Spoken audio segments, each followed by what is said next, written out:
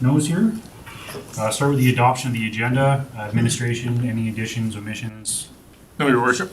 Any additions from council? Not seeing any. If I get a motion for the agenda. Councillor Prestidge. Make a motion that the GMP committee adopt the agenda as presented. Thank you very much. And I will just make a quick note that we do have Councillor Williams joining us virtually. With that, I'll call the question. All in favor? In favor. Thank you. 3.1, adoption of the minutes from March 20th, 2024. Any corrections, additions we need to that? Councillor Burrows. I'll move the minutes of the 20th March 2024 meeting as presented. Thank you very much. Motion on the floor. I'll call the question. All in favor? That's carried. In favor. Thank you, Devin. Move right into 4.1. See, Sheldon's ready to go there. Fire service and mutual aid. Yes, good evening. Thank you. RFD in front of you regarding fire service and mutual aid was asked back on March 13th for this to come forward to GMP. I've attached in the RFD the bylaw, the current bylaw 489-16 fire protection. As you can tell, it does cover some points there. It also covers fees for service. I believe there was a question about how fees for service are done. So I'll just read over that quick there. It's section 9. So when an incident occurs on a residential properties and or agricultural lands, landowners are exempt from charges of service in accordance with section 9 of the bylaw, unless, in the opinion of council, negligence has occurred. We also have current mutual aid agreements, which are indicated on their RFD, Alberta Wildfire, Town of Whitecourt, Inter-Municipal Collaboration Framework, Yellowhead County, Lac St. Anne County, Town of Barrhead, Alexander First Nation, and Blue Ridge Lumber. With that, there's also Town of Whitecourt Fire Services. So this includes primary fire protection services and emergency response, deployment of fire suppression personnel and equipment, fire investigation, and vehicle rescue and extrication within the Whitecourt Fire District. If you could please pay attention to attachment on there as well, which is the fire district map. Down in the RFD, that's your districts in regards to each department and their boundary lines. Going back to the RFD, it excludes regarding major industrial fires requiring more specialized fire training and equipment than fire rescue. Fire prevention services, and I do apologize, there's one missing from there. It's aircraft fires and rescue requiring specialized fire training and equipment, excluded. Regarding the town of Whitecourt, regarding fee structure, effective January 1st of 2023, is based on a 3-year rolling average of calls within the fire district, plus other MVCs, which is motor vehicle collisions, within the county. It's a call hour formula as per the ICF awarded. Mutual aid response, request Whitecourt Fire Department into the county outside of the fire district, reimbursed on a cost recovery basis using Alberta transportation rates. If you pay attention, to the attachment as well from Alberta Transportation, your rates are there of what they charge out. And then regarding the Pierce Aerial Pumper Tower 1 is set out in a separate provision within the ICF award, and that's billed out if they bill us at $720 an hour. Thank you. Hey, questions, comments from council?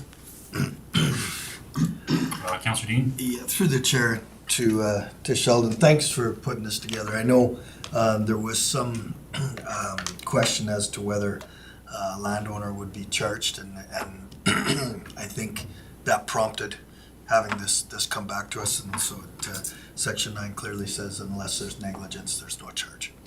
That's correct, sir. Okay, thank you. Question I have in regards to the town of Whitecourt with motor vehicle collisions. Is that on like all motor vehicle collisions, or if it has, or say Highway 43, 32 on provincial highways, is that built differently? Yeah, to the chair, that if there's a motor vehicle collision on a Alberta numbered highway, so that's a 1, 2, or 3 digit highway, that department bills Alberta Transportation, does not bill Woodlands County. Okay. Does that answer your question? Yeah. And another question I have, and this would be kind of a follow-up from our last conversation when this came out. Have we made any headway as far as with the aerial being available for industry? Yeah, to answer that question, there was a letter sent from Woodlands County to the town after the last council meeting, advising them that they can go ahead and talk to industry partners. And if there's anything that comes down their way from industry partners to them, that they provide us a documentation. Okay, thank you. Councillor Prestige. Through the chair to Sheldon. The town of Whitecourt was at one time saying that vehicle callouts on Alberta Transportation was in the county of Woodlands. Are they still doing that or trying to do it? Or Sorry, can you say that again? So- when they were going out to a vehicle Collision, callout okay, on an Alberta Transportation road, okay. they were using that as a call to Woodlands County. Call. Councillor Burrows. If I remember this correctly, what he's saying is that it was used as part of that 3-year rolling average for the responses. Okay. And calling that a county call. I would have to get back to you on that. Yeah. I don't have an answer for you. I have to get back to you on that one. So Is it- just they to were- just to clarify, in the past, they've said, the town has said to Woodlands County is that when they respond to an MBC on a numbered highway, that is coming back to Woodlands County through the rolling cost sharing cost that we give them. As in the invoice. Yeah, please. Clarify. If I remember this correctly, so the coverage in the ICF is based on that 3-year rolling average of the amount of calls that they get that are in the county. But they weren't segregating out a county call from a highway call. Gotcha. So whether they build the province on the highway call, they would still call that a Woodlands County Council, a county call Okay. in their average numbers. Councillor Williams there, did you hand up? Yeah, I have a question. I liked how you added the 9.1 fee for service in. I guess my question would be, I don't know if we've done this in the past, but it kind of leaves a little bit of room for error maybe. But it says unless in the opinion of council, but council's not really privy to calls and if there is maybe negligence there. So I guess the question is maybe just, I assume maybe the protocol would be that if you suspected negligence would bring that to council. Is that how that works? Just because council's not going to be, investigating or looking into fires. So just a question, I guess, on process there. To answer your question, Councillor Williams, with my time with Woodlands County, I haven't had a call or an incident that has prompted more investigation from the province. So as you may or may not know, Woodlands County is not accredited with the Safety Codes Council. So we don't do fire investigations. Any dollar loss fire, could be a bale fire to a house fire to a car fire. If there looks like there's criminal activity or something else going on, the province is called in.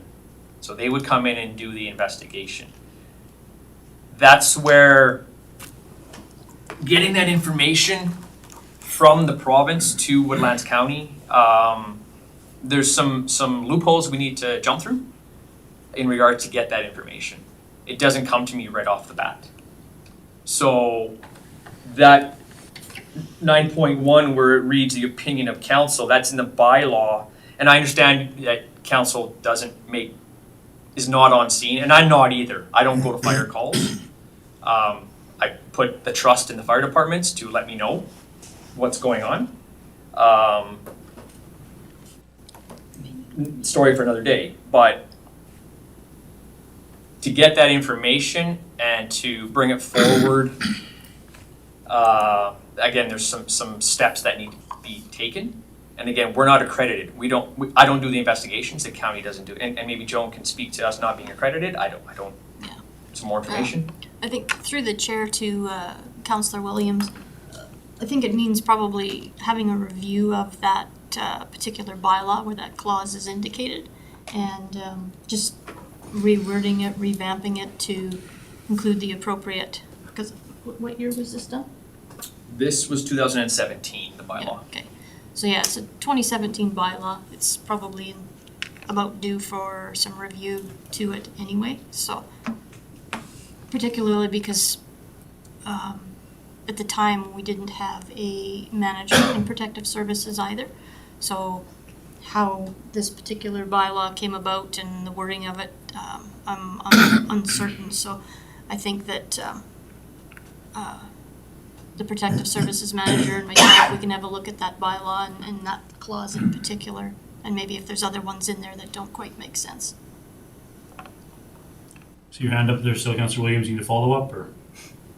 Yeah, if I could, yeah, I think that's a pretty good idea, just to maybe close that loop. You know, if it's pretty rare that we'll probably fall under this, but, you know, if it's the person that's burning garbage during a fire ban and it gets away and burns down the neighbor's house or something like that, they probably should be charged something for that, in my opinion. So anyways, yeah, I think a review of that and looking into that would be probably a pretty good idea. Thank you. And again, just for clarification around our last conversation and with what's presented in front of us, industrial fires are treated differently than what's presented here. I say if there was a fire on an industrial site or whatnot, it's not our firefighters, the town firefighters, you know, taking the lead on that. It's industry or whoever's on that site directing it. To the chair, it's working hand in hand with them. Okay. Any other comments, questions? Do you, Councillor Dean? Move that the Governance and Priorities Committee accepts fire service and mutual aid as information. Thank you very much. With that, I'll call the question. All in favor? In favor. That's carried. Thank you. Thank you very much, Eldon. Thank you. Have a good evening. Mrs. Anderson, Evening, Reading Council. Community Facility Operating Agreement with Fort Assiniboine Friendship. Yes, before you is an update on the operating agreement with the Fort Assiniboine Friendship Club. You had a notice of motion on your March 13th council meeting to bring forward an update in regards to this operating agreement. So just to give you some history, on September 1st, 2015, we entered into an agreement with the Fort Assiniboine Friendship Club. The agreement is attached. This is a 20-year agreement going until 2035. And the secretary treasurer of the club contacted me and said that the club had had a couple meetings and they're quite concerned with this agreement. They'd like to make some amendments because they feel, based on this agreement, they are responsible for the internal and external maintenance of this building. Now, Woodlands County owns the building and the property. So right now, just to give you a little bit of a kind of a hint into that, recently they've had someone look at the logs that make up the Fort Assiniboine Museum, and it's going to need some repair or maintenance upcoming in the next few years, and it's a little bit out of their price range. And so although they qualify through our operating and capital grant for 50-50 for this kind of thing, they feel that since this is our building, that they would like to have this relooked at. So they just have some current concerns and they'd like to see this agreement amended. And so we have attached also is the signing authority agreement for, I guess it gives operating agreements authority with administration. So I did talk to them and said that we can totally renegotiate this and make an amendment to whatever their concerns are. And so after this meeting, I can reach out to them and see what their total concerns are, because I don't want to just assume based on one conversation with their secretary treasurer. I'd like to get all of their concerns, and then we also have some draft agreements with other municipalities that have municipally owned buildings but operated by a nonprofit, how their agreements work, so that maybe we need to change it up a little bit more. And so that is basically where we're at this point. We haven't had a meeting. It's only been emails. We actually haven't sat down with the Friendship Club and had a meeting about their concerns, but this is well within the signing authority bylaw to make amendments to this agreement. Thank you. Councillor Coolpin, I think you're the one who brought this up. I'm just wondering if you got anything you want to... Yeah, I guess there was a bit of miscommunication with this whole thing, and I understand Heather had a lot of work into this already, and now we just have to revisit it again by virtue of motion. I apologize for that, Heather, because I had no idea.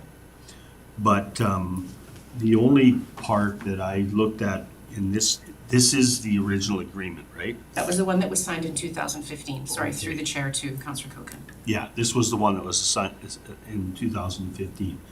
So have you obviously have had a look at that, and you've already done some work on it. So is that what we're gonna see if we go talk to the Friendship group before we approve it at council, or Well, what is your? this doesn't actually have to come back to council for approval. The CAO has the authority for signing authority for this agreement. So Okay. we would, administration would meet with them.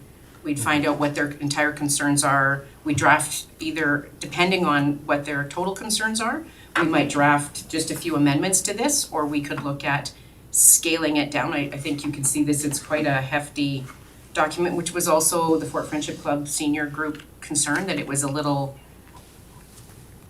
lawyery, that was their word, for lack of a better word. So we would definitely include their concerns and come to a fair and equitable agreement so that their needs are met, as well as ours as owners of the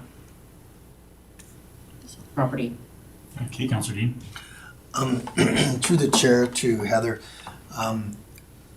do most of the buildings that are operated by our various community groups, are most of those buildings owned by the said community groups? Yes, So this is an anomaly. this is a complete anomaly, Okay. yes. Councillor Prestige. Through the chair to Heather, do you know the dollar amount to fix this building? Through the chair to Councillor Prestige, they had a third party come and do a infrared examination of it, and they haven't presented that to me at this time. So administration, we were assuming that would come forward at our meeting to just demonstrate this. We are looking at doing some of our facility condition assessments at the same time, but they mentioned to me, just not officially, but somewhere up maximum, probably about $100,000. Could be less, depending on what the scope of the project is. That's just the highest number that we have at this time. Is there any way our insurance would cover some of that, do you think? I'm not an expert at that, however, I know that there's been no maintenance done at this time, and it's not damage per se, but I'm not an expert. I could definitely inquire into that. All right, Andre. Your worship, through to Councillor Prestige, I highly doubt insurance would cover it as it's a maintenance issue. Yeah, it'd be kind of like the Ensemble one. Yes. Any other discussion, comments from council? See, anybody want to make a motion? Councillor Coolkin? I'll make a motion that the Governance and Priorities Committee accepts the update in the Community Facility operating agreement with the Fort Assiniboine Friendship Club as information. Okay, thank you. Just motion on the floor, call the question, all in favor? In favor. Thank you. And Thanks, thank you Heather. very much, Heather. Okay, 5.2, back to you guys, Aero. Okay, I'll just quickly go through my RFD here, if I may. Okay. So, back in 2022, October, Woodlands County had prepared a request for proposal, essentially for airport vicinity protection plan, along with a few other items. We at the time had only received 2 proposals. Aero was, of course, successful and awarded the contract. The RFP included several components that are listed on my RFD there. And we had included additionally 2, once it was awarded, additionally we had added, after consultation with Aero and ISL, a public engagement component to it. And that was held back in September 12th, 2023 at the airport. And I believe there was a few of council members that were in attendance there as well. We had some public that came out as well. And the information with respect to that is within the final report. So of course our representatives are here this evening to go through the background on the airport vicinity protection report and the development process and guidelines, and attached as well as the transportation network assessment for the CYZU airport. Now the transportation network, I'm not sure how much they'll touch on it. Essentially it was just to see the existing approach location on Highway 32 as to whether future development at the airport, would it require additional upgrade and things like that. As it stands right now, that intersection is good as it stands and can withstand additional future development without having to change the configuration of it or addition of lights. The other component that was looked at in there was the aggregate that is to the northwest of the airport. Currently there's several SMLs in that location. However, the development of those gravel pits haven't come to fruition simply because of access out of the area. So we had them look at perhaps coming out of that area and then bringing it through the airport to that particular intersection. Yeah. So that's what that component was about. And I'll let these gentlemen carry on with the good stuff, more around the AVPA and the other good parts, the development process and guidelines. Thank you. Perfect. Thanks very much for the introduction, Joan, and good evening to the REIT and members of council, administration, and public. We've had our session this afternoon, but just to reiterate, my name is Ben Crooks. I'm a senior airport planner with Aero Aviation Consulting. Joined with Eric Hurley, Vice President of Aero, and our original intent tonight was also to have David Shore, one of the community planners from ISL Engineering, who is integral to the delivery of the project with us as well.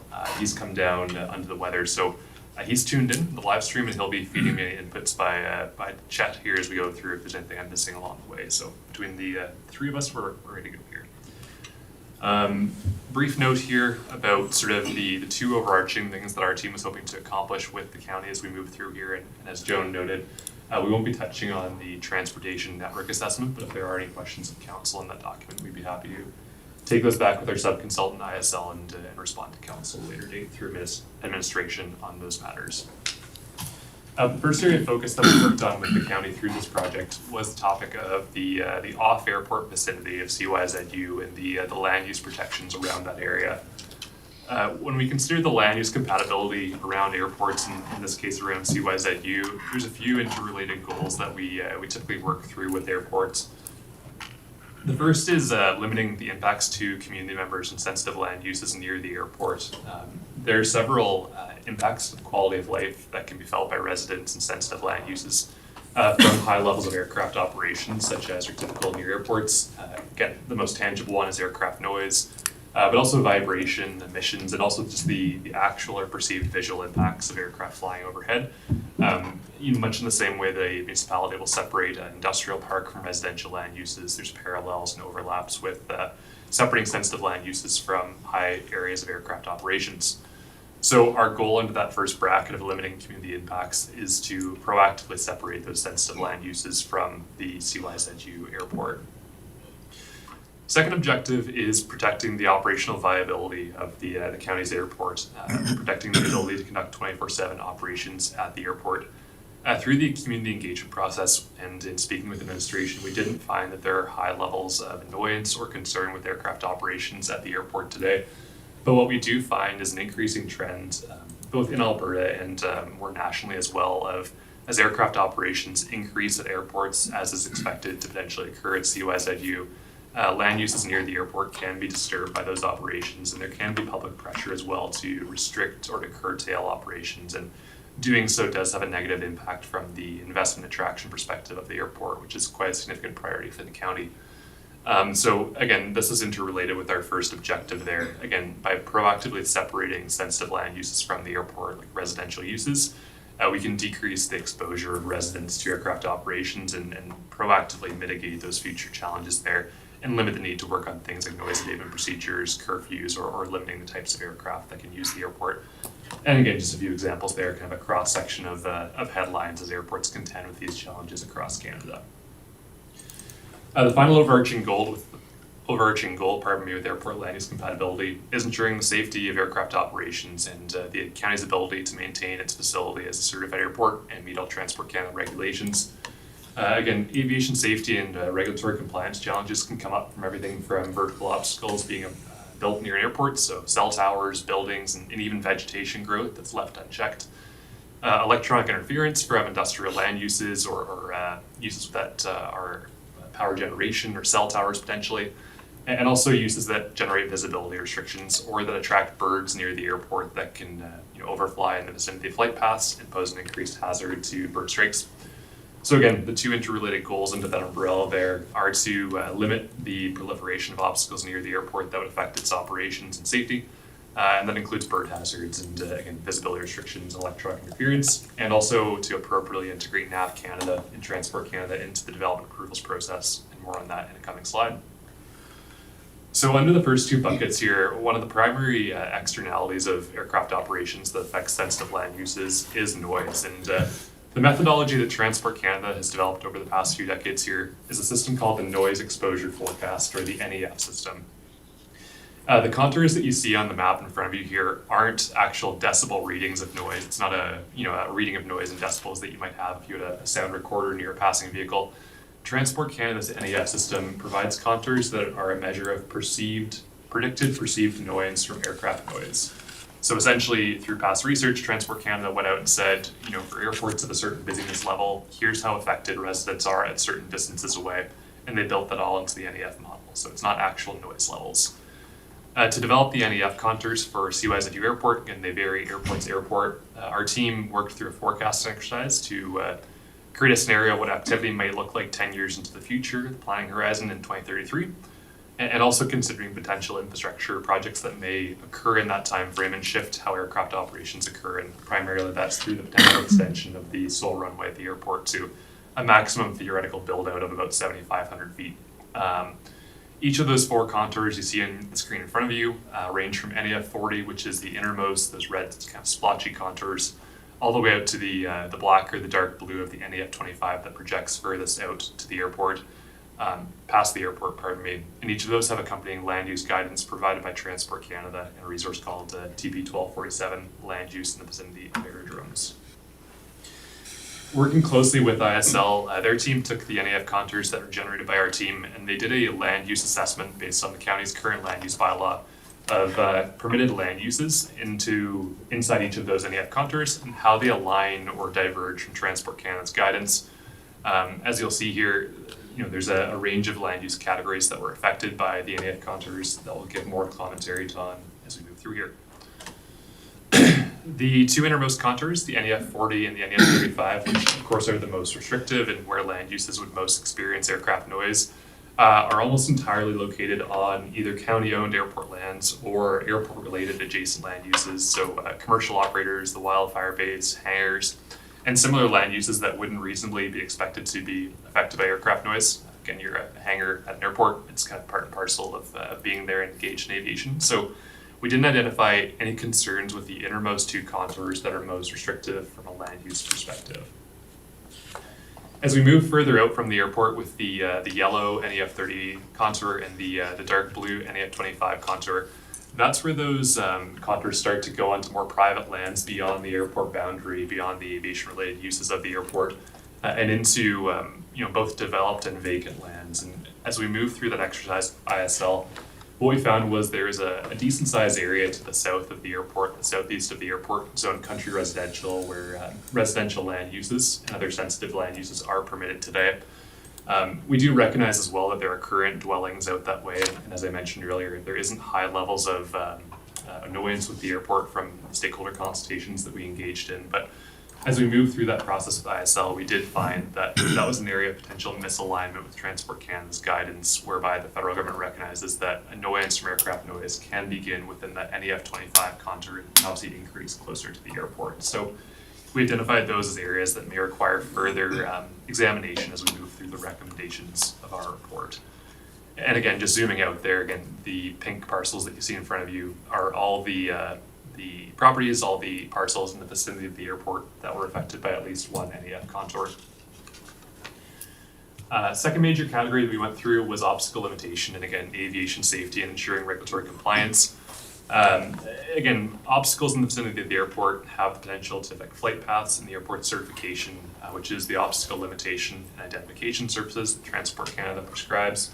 So what we find is obstacles either require outright prohibition when they're under the more sensitive part of the flight paths, or further assessment of potential restrictions, so further evaluation being required. There's a little graphic here that kind of works through why we're concerned about off-airport obstacles and the impacts they can have. With the graphic you have in front of you here, again, it's a representative scenario. The current length of the runway at the airport is about 5,800 feet. An aircraft can descend as low as 250 feet above ground level without before they make visual contact with the surface.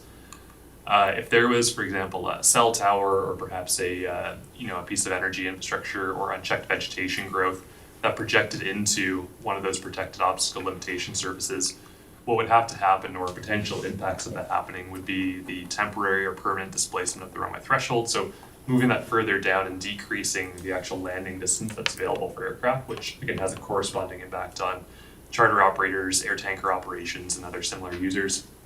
And what can also occur here is if this infringes on the protection criteria of the airport's instrument arrivals, that can actually increase the restrictiveness of the weather conditions that aircraft can operate in. So, on days where you might be able to get in with lower clouds, you're now restricted to more favorable weather by virtue of that obstacle being closer to the runway. So real world impacts in terms of both aircraft operations, the usability of the airport, aviation safety, and again, regulatory compliance for the county.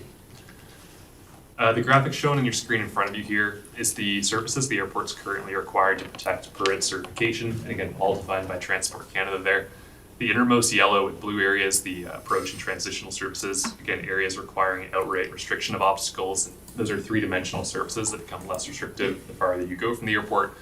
And that outermost kind of dark circle there is a 4-kilometer radius around the airport, identifying an area where obstacle heights need to be assessed for potential operational impacts. So it's not an outright ban, but it's a further assessment being required out there.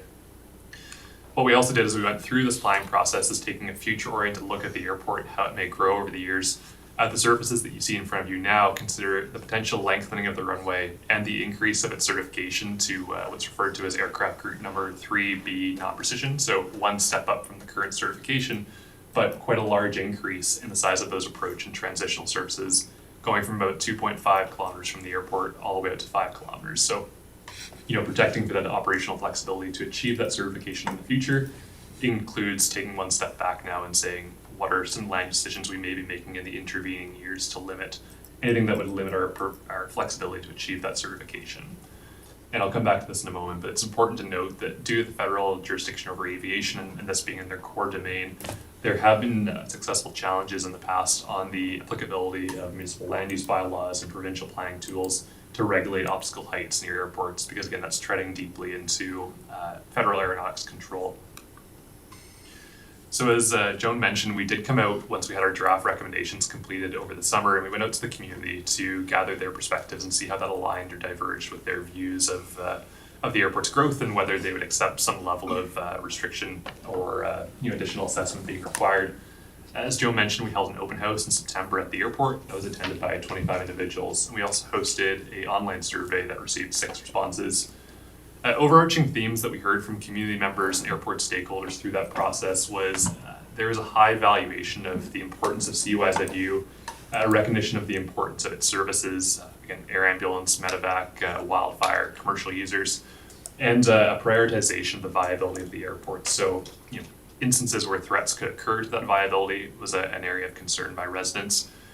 In terms of the actual instruments that could be used by the county to address these concerns, stakeholders that we engaged with were less in support of the outright restriction of sensitive land uses. So, for example, the outright restriction of a dwelling unit near the airport, but they were more in favor of having additional requirements for detailed noise assessments, potentially additional building insulation measures to decrease the noise experience inside a dwelling, again, improved windows, better insulation, as measures to avoid outright prohibiting a land use, but ensuring that noise is addressed in new construction in the vicinity of the airport. One quick note here in terms of other parties that are involved in the development review process off airport in addition to the county is the Land Use Authority. Nav Canada runs its land use program and it requires that development proposals near the airport be submitted for review for impacts to the air navigation system. That's to identify impacts to electronic infrastructure, radio communication aids, and also the instrument flight procedures that we described previously. They take about 8 to 12 weeks to turn around an assessment of a development proposal near an airport, depending on its complexity and sort of the unique circumstances at play. And there is no cost for development proponents to go through that there. And Nav Canada will come back to the development proponent with either concerns of their proposal and exactly what those are and what an acceptable height would be, or a letter of no objection, which is them saying, we're good to go with this proposal. Transport Canada also runs an aeronautical assessment program that's limited to the identification of marking and lighting requirements for obstacles near airports. They take about 3 months, 90 days to review development proposals, and similar to Nav Canada's review, there's no cost in doing so. And again, that culminates in the identification of marking and or lighting requirements. But what's important to note here is neither review by Transport Canada or Nav Canada is actually a approval or denial of a given land use or proposal. It's simply a commenting agency type role. They'll identify concerns or they'll identify marking requirements, but neither entity is exercising the ability to outright ban a given land use proposal. So based on all this, our team worked with ISL to develop 5 main recommendations for off-airport land use vicinity protections. And the first is the development of a tool called Airport Zoning Regulations. Airport zoning regulations are enabled by the federal government through the Aeronautics Act, and what they do is they almost form sort of a secondary bylaw that addresses obstacle heights, electronic interference, and bird hazards near airports. As they're federally enacted, they supersede all municipal and provincial planning instruments there, so they're enacted pursuant to that federal authority. The current process involves both the feds and the province, but again, it takes that federal authority with it. And by having those instruments in place here, you have a legally defensible way to limit, new cell towers, new renewable energy systems, or even vegetation growth near the airport, and so you're locking in the protection of those heights. It's a fairly onerous process to develop AZRs with the federal government. In past cases, again, your results may vary, but it takes about 3 to 4 years and does have a cost associated with it in terms of going through the legal and consulting fees to develop that. Through the work that the county's completed to date on this project, some of the preliminary costs have already been actioned and addressed, including surveying the obstacle environment near the airport. And really kind of pulling the trigger on that is up for discussion by the county or for consideration by the county, as that would have a funding requirement and direction needed. There is an opportunity potentially for the majority of those costs to be defrayed through provincial grant funding through the Alberta Community Partnership, and that's something that I think our team may be discussing further with administration on opportunities in that respect. But that one addresses really the aviation safety and regulatory compliance piece. The second set of our recommendations, and this touches on what ISL brought to the table here, was the recommended preparation of a noise overlay through the upcoming land use bylaw review. The noise overlay would take the NAF contours that I showed previously, bring them into the land use bylaw as a sort of a blanket that applies in addition to all the underlying land use permissions. And given the contours that affect those private parcels off airport, likely it would be recommended to be limited to the identification of additional assessment requirements, detailed noise studies, notices on titles to renters or purchasers, advising them that they're near an airport and to be aware of the noise concerns and kind of absolving them of not knowing about that factor. as opposed to, again, the outright restriction of land uses. The timing of this work is quite ideal as the county is embarking on its comprehensive land use bylaw review, and again, we've had some preliminary conversations with administration on how this recommendation could be bundled into that ongoing project. The third recommendation bundles in with the land use bylaw piece, and it's limited to some minor amendments to the municipal development plan to account for the county taking an active role in airport vicinity protections. It's mainly just bringing in language that would empower the county to go forward on the land use bylaw overlay and these other tools that we're talking about here. Again, quite coincident or fortunate timing, as the municipal development plan bylaw review is nearing completion here. That language has been brought in there, so we're kind of one step into the process already. And the final two interrelated recommendations are for all of this information to be very clearly communicated to property owners, to developers, to even folks who are erecting mobile cranes near the airport, for all this to be communicated via the county website in a one-stop shop. So if I have questions about developing near an airport, I know all the factors that are involved early on. There's mapping on the GIS system so I can see what restrictions most apply to my property and be an informed developer or property owner early on, as opposed to going down the rabbit hole of planning and architecture and then catching that, hey, there were some height restrictions that we needed to deal with. So those are the 5 recommendations that culminated from the airport vicinity protection scope of our project.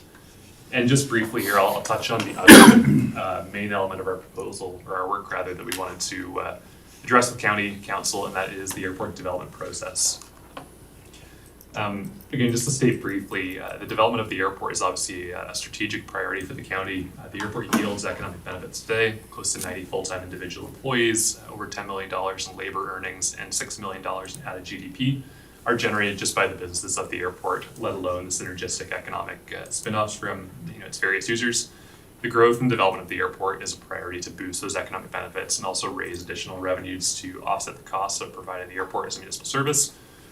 So as we move through with the county administration on some recommended improvements to the development process, what we wanted to do was ensure that aviation safety and regulatory compliance and operational viability are addressed from day one, proposal one, all the way through the development process, to provide a proper and orderly approach to development. So that even comes down to the appearance of new developments and making sure that it befits the image of CYZU as a great place to do business and a well-run airport. And also to design a logical and efficient approvals process so that if a prospective developer or hangar builder wants to set up shop at CYZU, they know from day one, here's the process I have to follow, here's the timelines, and it's a predictable and clear path to move forward to establish and grow at CYZU. Our intent with the application of the development process and guidelines that we developed with the county is at this point for it to develop, or for it to be based on the application on leasehold lands at the airport. There is a mix of fee simple land ownership that is addressed through the land use bylaw. The intent is that the development application process and guidelines that we've developed with the county would be applied as part of the lease agreements for future and current tenants at the airport. And again, a bit of a high level overview of the structured process that we developed with the county here. It can look a little visually daunting, but essentially what this is moving from the initial expression of interest with the county, sliding through early meetings with the county to understand the requirements and what steps are involved in developing at the airport, going through a detailed review of the proposal, establishing a lease agreement and development permit, getting all required reviews by NAV Canada, Transport Canada, and for certain parts of the airport that are closest to the highway, potential Alberta transportation, and moving forward through the building permit and construction processes there. So, several steps in the process, but it can be a condensed timeline that reasonably could be done in a period of just a few months instead of a protracted process that can occur when there's not a clear path to follow and each sort of applicant is approached on a case-by-case basis.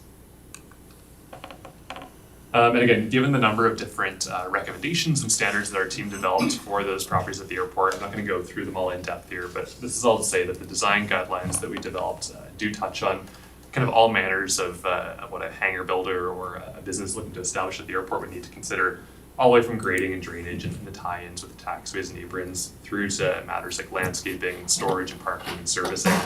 And it's good to note as well that through the lease agreement structure that we're describing here, we have the initial requirements for new developments, how the building is designed and constructed, and we also would recommend through the standard lease agreement for the county that it uses at the airport that ongoing tenant conduct, similar to a property standards bylaw, would be bundled in as terms as part of that lease agreement. So with that, that's very much the quick run through of those two main scopes that we took on with the county in this project. And our team and David as well remotely with ISL are happy to address any questions we have. Councilor Prestige? I have a problem with it, with just being leasing. I want to see sale of property. And you have accessory buildings in there. There's nothing that says hangars. In terms of the, through the reeve to the council. If you just go back, if you can, Stand back for a second here. the development requires you got accessory buildings. There's no mention of a hangar. Through the reeve to the councillor, thank you for your question there. Just for clarity on this page specifically, we'll come back to the leasing and ownership one in just a moment here. All of these different standards here are meant to be applied to any given, hangar, aviation, commercial business. This would apply in whole to that hangar. So, if a new, let's say, private hangar developer wanted to come to the airport, these are matters that they would consider as part of their, architecture, planning, and engineering. The accessory buildings are kind of what we're describing as accessory, smaller sheds that might be part of a hangar development, or, even the example of using sea containers to store helicopter parts or aircraft parts. These are all matters that will be addressed as part of these development guidelines. Councilor Coolin? Yeah, I see this a lot similar to an area structure plan. I recall when they developed the area structure plan for Pride Valley for the aggregate, and I mean, it's much simpler, but they already had some existing things happening there. So I don't see this as any different. I see this as that we really need to have a look at what we want to do there with what we have, inventory that, and then decide how that best fits what we as counselors have to represent. And so, I see a lot of work that needs to be done before we even look at some of the development requirements. So I guess I'm looking for a strategy to approach that aspect of it so that then we can do this properly. Anything else for council? Councilor Rose? So I think that there's, if I read this right, I don't want to lose this page. Where am I? 84. We've got kind of 4 things that are on here, right? We've got Vicinity Protections Report, the airport development process and guidelines, and transportation network assessment for CYZU airport, right? So there's kind of 4 different documents in this whole presentation. To the reeve to the councillor, 3 main sub-projects that float Okay. under the broader umbrella. So I'm good with 3 of them. And that airport vicinity, like, this is something that I've been on for, I don't know, 15 years. So I'm glad to see that coming forward, and I don't mean to get you guys caught up in this, but the section that's the airport development process and guidelines, final. I think there's a lot of discussion that needs to happen on that section yet. So I'd be okay with the other 3 going forward, but that design guidelines one, I don't think we're there yet. We just had a conversation that about the regulations and how they apply and all of this other stuff, and now we kind of have a finished document in front of us that clearly is favoring, well, it's not favoring, it's saying that we're gonna lease going forward and we're gonna do this and that. There's a picture of 3 hangars on page 20 that couldn't be built today under these standards. So there's some fire protection standards, water, there's a whole bunch of stuff that just needs to have a conversation around. And I'm wondering where the airport advisory committee was in all of this too. So, Wasn't we haven't had a meeting in over a year. because we had the conversation earlier about involving people in this and getting as many people as you can together and everything, and this is the first I'm seeing of this development guideline, and to me, this is some of the stuff that we've been having trouble with in the past on the municipal side, being grafted into some good work on the TP 312 side, but we still don't have designations of some of our taxiways that there's some best practices around an aircraft group number that would really help us out. So I don't know quite where to go from this, and I'll suspend until, if anyone else from council wants to say something. Councillor Dean? Through the chair, in response to Councilor Burrows, I noticed that picture on page 20 as well, looking at those 3 hangars.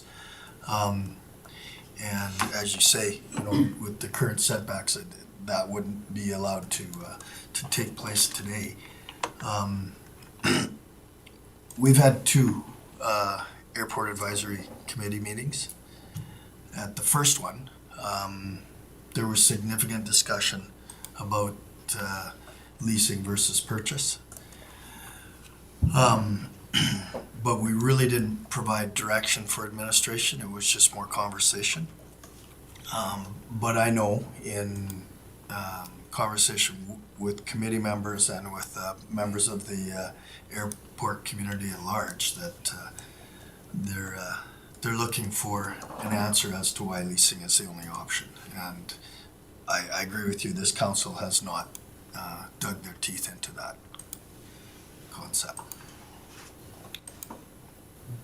I know we got that grant fund to look at the feasibility of leasing versus owning and the municipal end of that too, and we haven't even done that study yet. Be able to, finalize the document on this too. We don't have all the information. Mr. Cogan? Yeah, what I'd like to say is that the presentation that you guys made here today really opened up for me a lot of, it gave me a lot of answers to some of the things that I wasn't really sure about, because I'm not an aviation guy.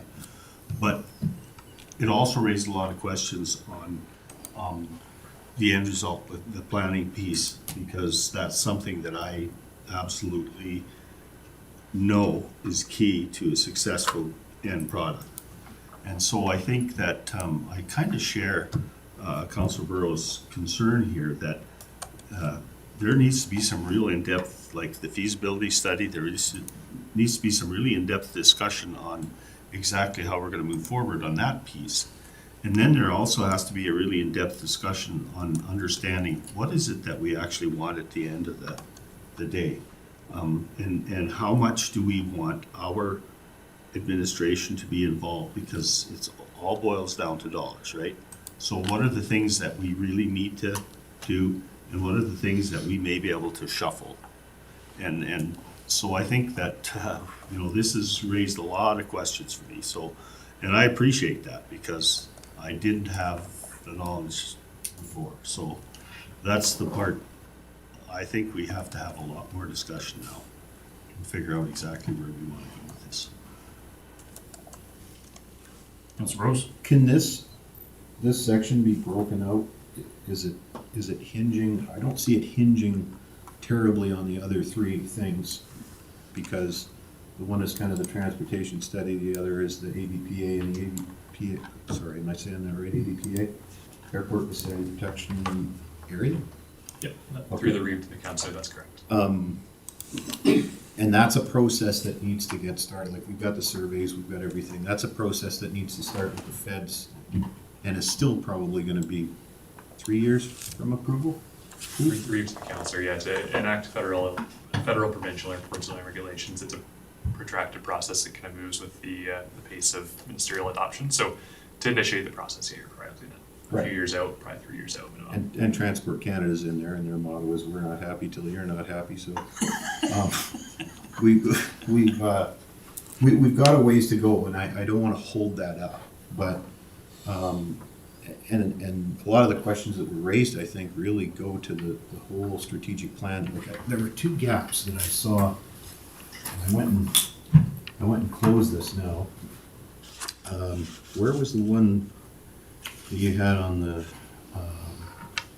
user needs, that one with the center and then the ones around the outside? Through the region, yeah, from this afternoon. Yeah, there was session. user needs and Towards and the end. strategic direction, I think. Yeah. And I think those are the two areas that, where we really need that input into that, this process.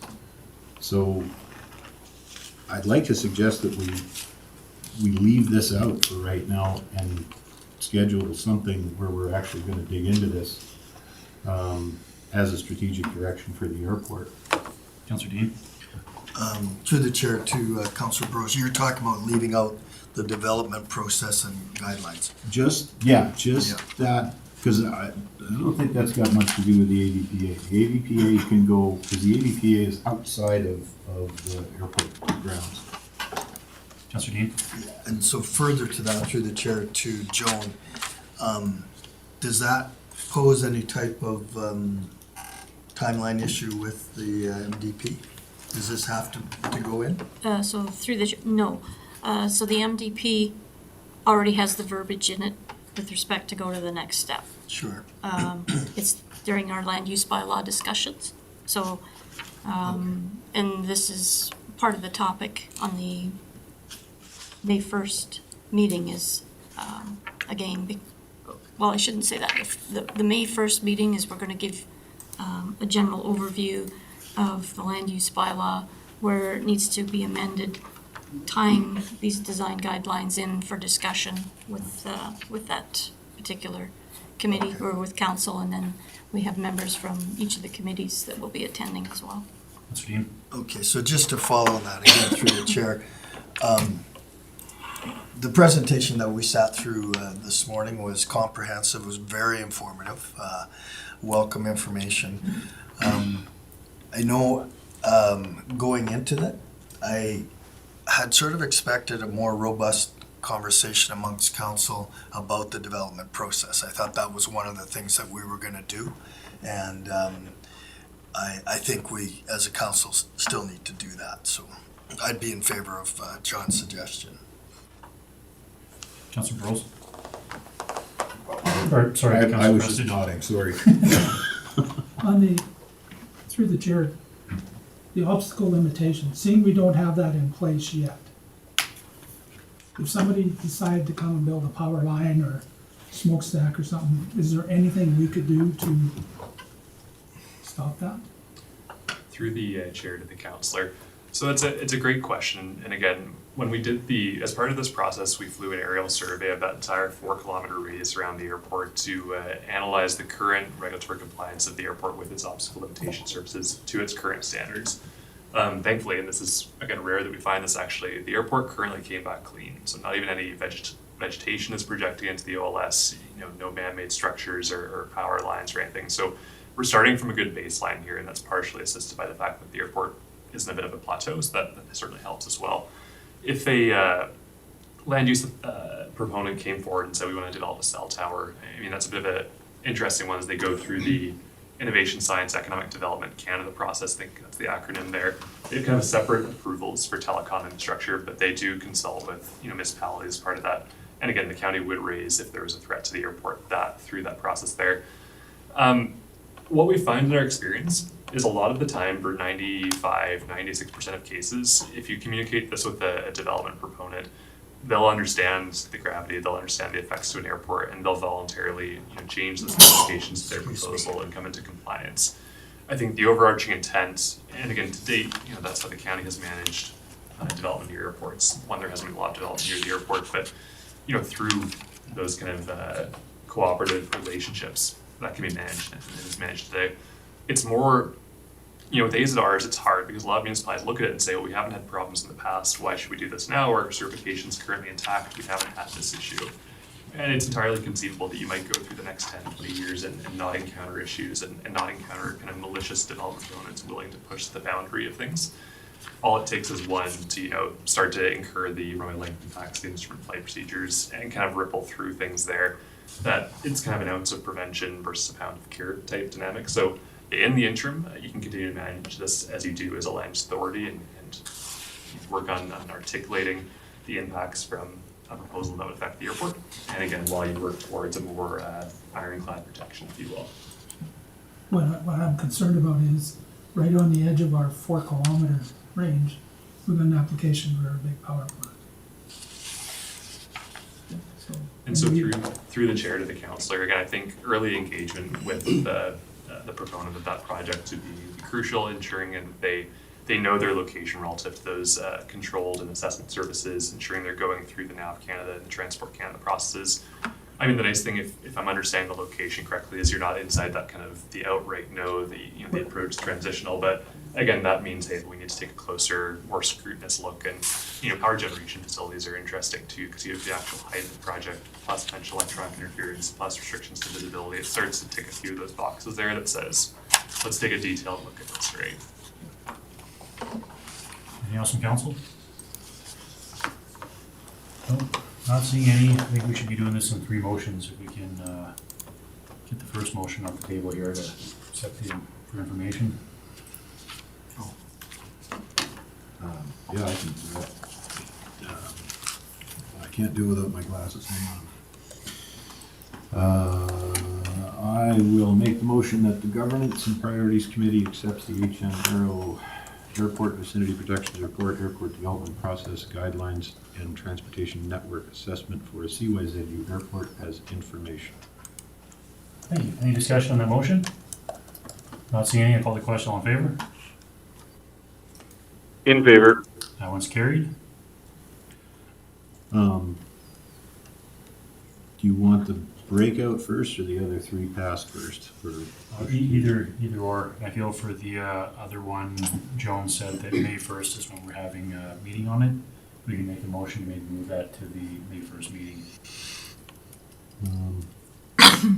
If I can just clarify, the May 1st meeting is a workshop in whole of the whole land use bylaw. This is just a component of it, which So will probably require, in the conversation that Vicky and I were having in the background, is that we may have to dedicate a workshop solely for the airport. That's what I was, sorry. Yeah, no, definitely. That's kind of what I was thinking, was that we schedule a separate one for the airport. That That's works too. dedicated. We may need HM Aero to fly back into Alberta again. I don't know. We'll see, but, okay, with that, I'll start with the first one. So,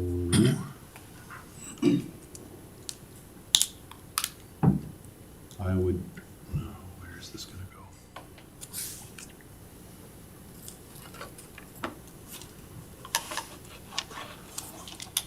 Okay, I would move that we forward the CYZU AVPA Airport Vicinity Protections Report Final 2023-10-03.